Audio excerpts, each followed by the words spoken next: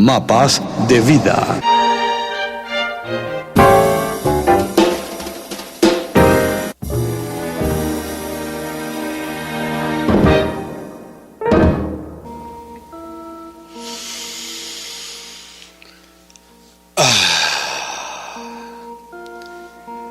Hola otra vez, yo soy Anand Mahapatra y aquí estamos en Equilibrio Vital, una cápsula, una información, los podcasts sobre salud.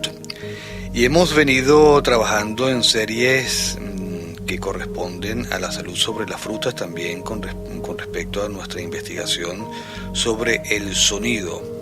Gracias a todos estos nuevos experimentos científicos, descubrimientos científicos con respecto al sonido y una herramienta de sanación de salud, con lo cual se puede manipular no solamente nuestro cuerpo, nuestro organismo a través de nuestro ADN, sino también nuestro entorno, y eso nos hace recordar esos mitos, esas creencias, esos cuentos que en muchos casos tenían connotación supersticiosa y a veces infantiles sobre los magos, esos conocedores de conjuros que definitivamente eran los poseedores de una gran sabiduría con respecto al manejo de la voz, la instrumentación de la voz o la voz como instrumento para lograr un determinado fin sobre sí mismo, sobre los demás y sobre nuestro entorno.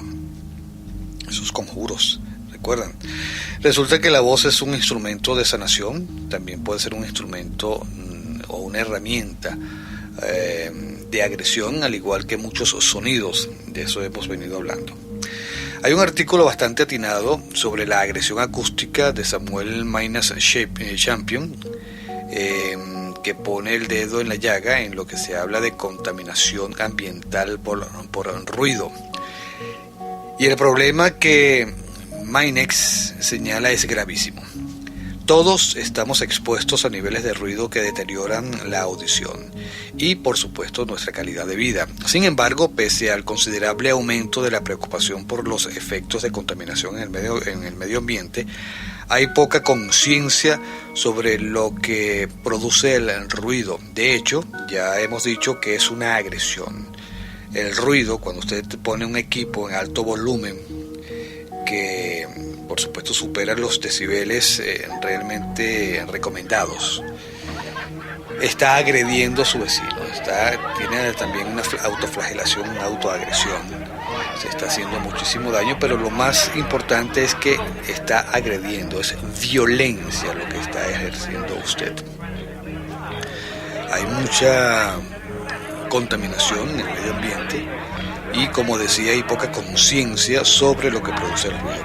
Es un planteamiento que ha sido recogido en el libro Contaminación Ambiental, que fue publicado en México también por Blanca Jiménez Cisneros, y dice que el problema menos atendido en nuestro país y el resto de los países latinoamericanos es precisamente, sobre todo los países del tercer mundo, es precisamente la contaminación por ruido.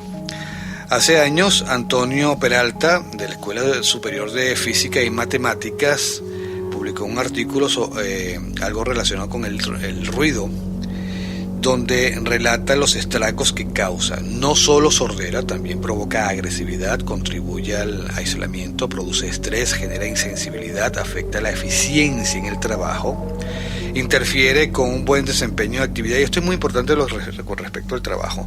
Hay una gran cantidad de tiendas y oficinas que tienen como ambientación musical sonidos o temas musicales que no se corresponden incluso con el servicio que está dando. Yo recuerdo una anécdota, una vez que iba a un restaurante japonés y al entrar resulta que el restaurante japonés tenía un reggaetón. Por supuesto, lo que hice fue poner el pie en el primer escalón y devolverme.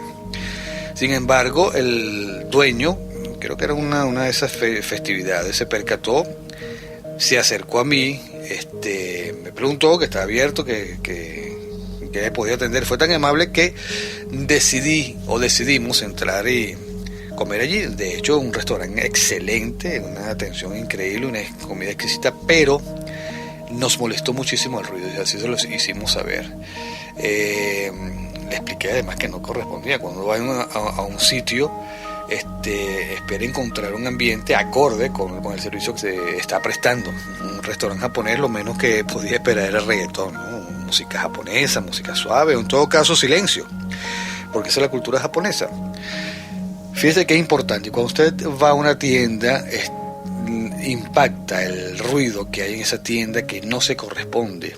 Aun cuando está atendido por gente joven, no tiene nada que ver que haya música que exceda los decibeles, y además música que en muchos casos, o en una gran mayoría de los casos, no se corresponde para un sitio donde se hace mercado, donde se hace venta. Eso es música de baile con un gusto realmente específico. Pero bueno, igual sucede con las oficinas. Si tienes un ambiente cargado de ruido, contaminación sónica, por supuesto eres poco productivo. Tienes los nervios alterados, andas malhumorado.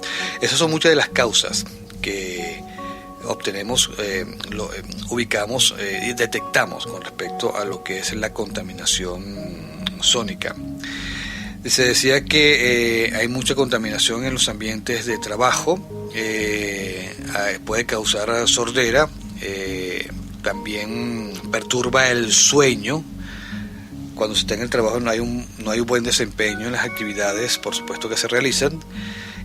Hay legislación con respecto a los daños auditivos, sordera, pero con respecto a los fisiológicos y psicológicos no hay nada realmente que indique a nivel legal los efectos y las prohibiciones sobre esos efectos a la salud. Hay un libro en el que se habla que el estar 14 horas bajo ruido, pues definitivamente nos puede enfermar de manera grave. Hay otro punto que se destaca, que es lo relativo al ruido de ambientes de diversión. Los decibeles están muy por arriba con respecto a lo que el ser humano puede soportar, sobre todo en las fiestas populares. ¿Cómo entender que en sus momentos de diversión y descanso las personas se pongan en riesgo? Y ha ocurrido con sus oídos que lo ponen a padecer a tal volumen que esto puede producir al comienzo dolores de cabeza, un pequeño pitido en el oído, que definitivamente se siente que va perdiendo capacidad auditiva. El problema del ruido tiene soluciones legales, políticas y culturales. En algunos países hay propuestas, hay legislaciones, hay ordenanzas y hay prohibiciones. En otros, por supuesto, parece que forma parte de la cotidianidad, sobre todo en las grandes urbes, donde la gente no se percata de su forma de proceder, su forma de sentir, de manejarse dentro de la vida diaria, que tiene mucho que ver con los estímulos auditivos que está recibiendo. ¿Somos verdaderamente conscientes del efecto de la contaminación acústica en nuestra salud? La Organización Mundial de la Salud considera que el ruido es la primera molestia ambiental en los países desarrollados. Nuestro país, por supuesto, es uno de los más ruidosos del mundo. En el 2003, por ejemplo, se aprobó en España la ley del ruido, que tiene por objetivo prevenir, vigilar y reducir los niveles de contaminación acústica para evitar molestias y daños a la salud y al medio ambiente. Sin embargo, un estudio destaca que el 80% de los europeos están acostumbrados a convivir con el ruido y se sitúan por encima de los 80 decibeles, cuando 65 decibeles es el límite recomendado por la Organización Mundial de la Salud. Se considera ruido todo aquel sonido y eso sucede también en nuestro país. Dígame esas alarmas, hay que tener un poco de conciencia. Si usted va a parar un carro en un sitio donde no va a estar pendiente, donde no va a escuchar su alarma, ¿por qué carrizo le pone la alarma? Perturba, eso es inconsciencia, eso es agresividad, perturba a los vecinos. Dejar un carro en la noche estacionado, no importa si en el edificio o en la calle, que se dispare la alarma, usted ni se percate. Ustedes le pueden estar robando el carro y usted ni se percata. Y está definitivamente agrediendo al vecino. Y esas horas de sueño con ese sonido realmente son una herramienta, son una forma para enfermar a quien está padeciendo esos molestos ruidos. Se considera que todo ruido, todo lo que es ruido, todo lo que está calificado por quien lo padece como molesto, indeseable, irritable. Los efectos que produce están en función de la intensidad, la presión acústica que se mide en decibelios, las frecuencias emitidas y el tiempo de exposición. Y aunque la percepción del ruido es subjetiva, lo sientan o no las personas, el organismo sí lo acusa. Son vibraciones, son frecuencias que no necesariamente el oído las puede escuchar. Usted escucha algo que le está ensordeciendo, que le está perturbando, pero hay frecuencias inaudibles que nos están haciendo muchísimo daño, le hacen daño incluso a los animales. Los sonidos fuertes provocan molestias que van desde la incomodidad hasta daños irreversibles. Es realmente grave lo que estamos padeciendo. La presión del sonido se vuelve dañina a unos 75 decibeles. Por ejemplo, un concierto de rock o un volumen alto en los audífonos puede llegar a los 120 decibeles y cuando llega a 180 puede causar la muerte. Así de simple, hablando muy crudamente. Hay diversos estudios que han destacado los siguientes efectos del ruido. Está la pérdida, por supuesto, de audición, las interferencias en la comunicación, irritabilidad, nerviosismo y agresividad, problemas mentales. Nosotros estamos en una ciudad muy ruidosa, estamos en una ciudad muy violenta y muy irritable. Y muchas de esas causas tienen que ver con el ruido. Estamos constantemente padeciendo la agresividad sónica de la ciudad y eso nos mantiene en estado de irritabilidad y por supuesto de mucha agresividad. Y los problemas mentales son evidentes: alteraciones del sueño, dolor de cabeza, cansancio, problemas digestivos, aumento en la tensión muscular, alteración de la presión arterial y el ritmo cardíaco, depresión del sistema inmunológico, alteraciones hipofisiarias y aumento de la secreción de adrenalina, aumento del colesterol y los triglicéridos. Y el efecto del ruido en los niños es aún mayor, es gravísimo. Es decir, que usted está en todo su derecho para exigir no ser agredido con sonidos. En la calle, hemos dicho que las cornetas es una agresión, o el claxon, como le quieran llamar, es una agresión en la calle. El gritar, el hablar en sitios públicos de alto volumen por teléfono. Tenemos un problema de audición y además un problema de identificación y autoestima. Tenemos que ser reconocidos y para eso tenemos que gritar: aquí estoy, y todo el mundo se entera de lo que está hablando. Usted puede exigir, puede reunirse en sus juntas de vecinos y buscar un plan para que se genere conciencia. Aparte de la prohibición, la idea en principio es que la gente tome conciencia, porque no solamente está agrediendo, sino también está autoagrediéndose, se está enfermando. Decía que los niños padecen bastante o mayor la contaminación ambiental. Hay un artículo: niños, la contaminación acústica cohibe el desarrollo cognitivo, afecta el desarrollo del lenguaje, habilidad de lectura y razonamiento. Los niños tienen muchas más dificultades captando el lenguaje en presencia del ruido, precisamente porque están aprendiendo. Como resultado, si los niños aprenden a hablar y escuchar en un ambiente ruidoso, van a tener más dificultad desarrollando habilidades esenciales para distinguir los sonidos. Hay problemas de aprendizaje, fracaso, por supuesto, escolar. La influencia del ruido en la casa fue mucho más importante que el apoyo educacional de los padres. El número de niños en las familias y los grados educativos de los jóvenes puestos a prueba cuentan más exposición al ruido, más problemas de aprendizaje. Hay un decreto que llaman el Real Decreto 1535, que creo que proviene de España y arroja un estudio bastante interesante que le llaman la Ley del Ruido 2003. Creó el Sistema Básico de Información sobre Contaminación Acústica, la SICA, que organiza la información relativa al tema y depende del Ministerio de Agricultura para el control de ruido, que es competencia de ayuntamientos. Por eso digo, hay las asociaciones de vecinos y conjuntamente con las alcaldías hay que buscar un plan de salud auditiva, salud de sonido evitar la contaminación ambiental, es necesario. Desde 1998 está el Día Internacional de la Concienciación sobre el Ruido, con el fin de promover el cuidado del ambiente acústico, la conservación de la audición y la concienciación sobre las molestias y daños que generan los ruidos.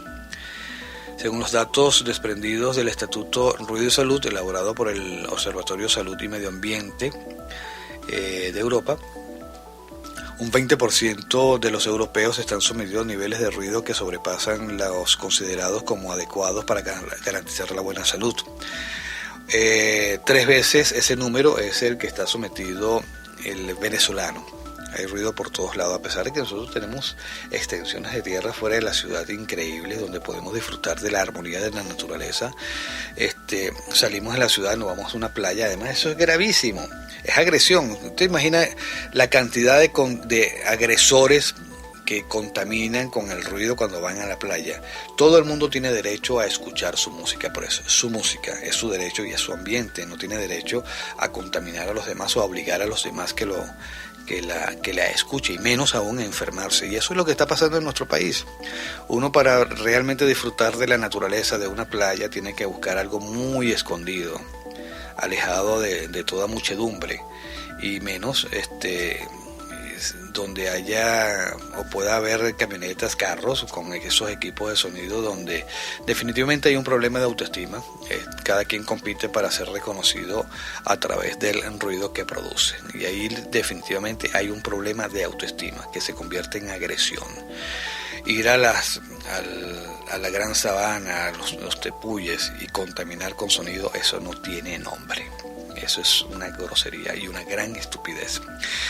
Es muy importante saber que no solamente la intensidad del sonido medido en decibeles es lo que afecta a las personas expuestas. El sonido puede afectar tanto a personas oyentes como a no oyentes, y para hacer pie a esta información vamos a poner un ejemplo con respecto a la enfermedad vibroacústica, la cual se produce por la exposición a ruidos de baja frecuencia, prácticamente inaudibles, que causan destrozos en el organismo humano, tal cual como suena.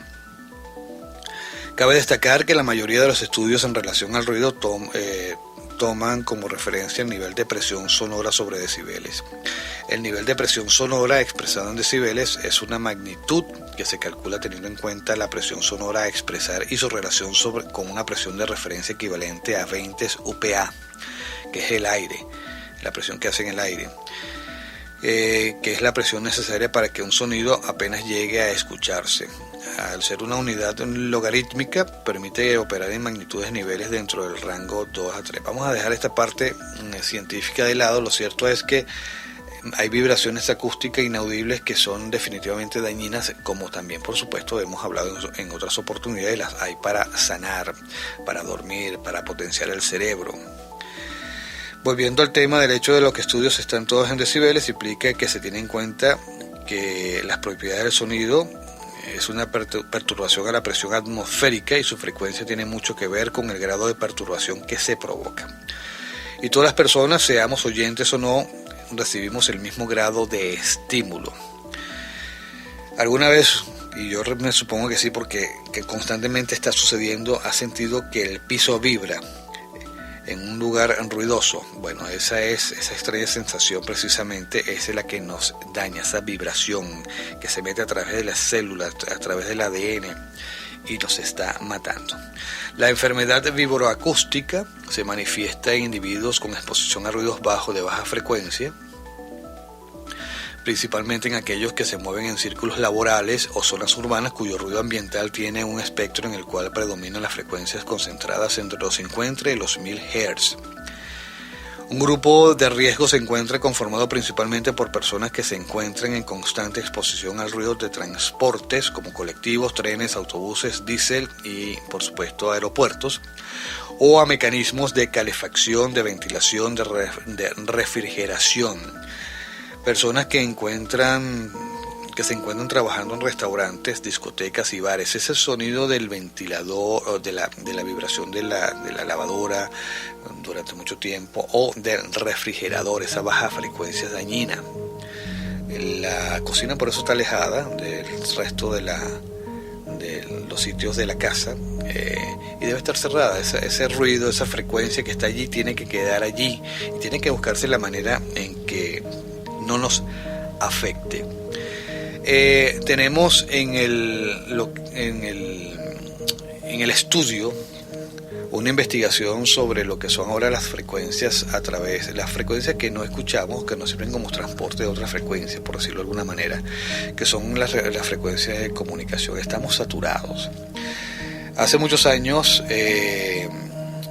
yo preguntaba cuando me inicié en radio, hace muchísimos años, por qué donde están situadas las antenas y transmisores de la radio está completamente aislado, y es precisamente que hay una prohibición porque esa frecuencia enferma. Y hay hoy por hoy gente de bajos recursos han edificado sus viviendas alrededor o debajo de antenas y definitivamente se están exponiendo a niveles de vibración mortales que pueden generar en cáncer. Y las autoridades, por supuesto, han hecho caso omiso de esto y siguen creciendo esos hábitats donde realmente se conservan esas frecuencias que son definitivamente mortales para el individuo. Enferman y matan. Decía que hay una investigación sobre las frecuencias y cómo está contaminando nuestro ambiente. Hoy por hoy estamos saturados, ya casi no tenemos frecuencia para transmitir. Eso significa que lo que usted no ve, que tiene al frente en este momento, es una gran autopista de vibraciones y frecuencias que atraviesa su cuerpo, que de una u otra manera está tiene una influencia negativa en el organismo, porque no son frecuencias que están ideadas para sanar, sino para otra cosa, transmitir mensaje, y va en un rango de vibración que no está acorde con el que su organismo necesita o puede soportar. Tenemos que ser conscientes. Estamos sumidos constantemente a la agresión acústica, padecemos la enfermedad de la vibroacústica, estamos sometidos a esa agresión, somos también agresores cuando estamos produciendo estamos portando esa arma al colocar los equipos a alto volumen, contaminar, al gritar, al escuchar frecuencias que no tienen nada que ver con los momentos donde estamos o los sitios donde nos encontramos. Yo soy Anand Mahapatra, estoy en Twitter con Mahapatra Anand, @Mahapatra, también en Instagram con Anand Mahapatra, en correo electrónico anandmahapatra@gmail.com, mi blog.anandmahapatra, igual que la página web www.anandmahapatra.com.